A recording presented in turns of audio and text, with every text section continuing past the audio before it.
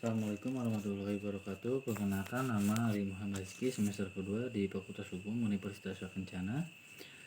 Di sini saya akan sedikit mengulas tentang hukum pidana lanjutan di pertemuan yang kelima, masih tentang bentuk keempat tentang penganjur atau whitelocking. Maksud dari pasal 55 ayat 1 sub kedua adalah untuk kepastiannya hukum, yang kedua untuk pedoman bagi hakim dan pembuktian.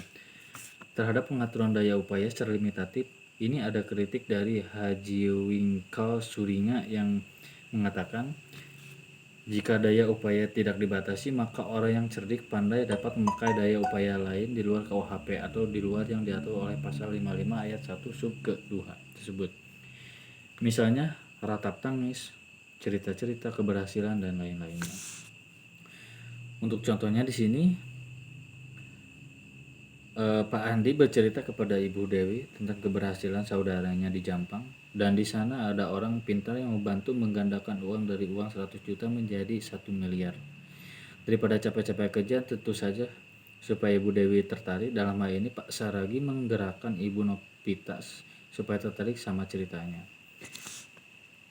Untuk daya upaya yang berupa paksaan, ancaman, dan penyesatan dapat masuk ke dalam bentuk menyuruh dan juga menggerakkan. Dasar ukurannya adalah apabila dorongan ataupun paksaan ataupun ancaman itu sangat kuat, maka itu adalah menyuruh. Tetapi apabila tidak begitu kuat, maka akan masuk ke dalam menggerakkan. Contoh daya upaya menyuruh, Tuti adalah seorang kasir bank. Suatu waktu di banknya kedatangan perampok, dan si perampok tersebut mendodongkan pistol ke kepala Tuti supaya membuka berangkas kasir dan mengambil uangnya yang ada di dalam berangkas tersebut. Tentu saja di bawah ancaman senjata api pistol, Tuti tidak dapat berkutik dan melawan sehingga memberikan isi uang yang ada di dalam berangkas tersebut. Nah, di sini Tuti sebagai petugas kasir tidak dapat dimintai pertanggungjawaban pidana karena adanya daya upaya dorongan ataupun paksaan ataupun ancaman yang sangat kuat. Maka ini termasuk menyuruh dikarenakan Tuti tidak mempunyai kehendak karena ancaman yang sangat kuat.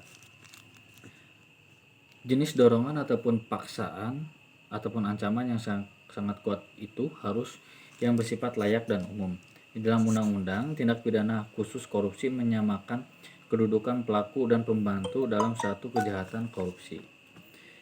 Bentuk kelima, mede pledge take ataupun pembantuan, diatur dalam pasal 56 KUHP, yaitu ada dua hal.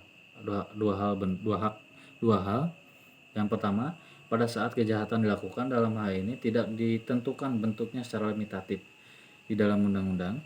Yang kedua, sebelum kejahatan dilakukan, dalam hal ini undang-undang memberikan batasan ataupun limitatif, yaitu berupa memberi kesempatan, sarana ataupun keterangan.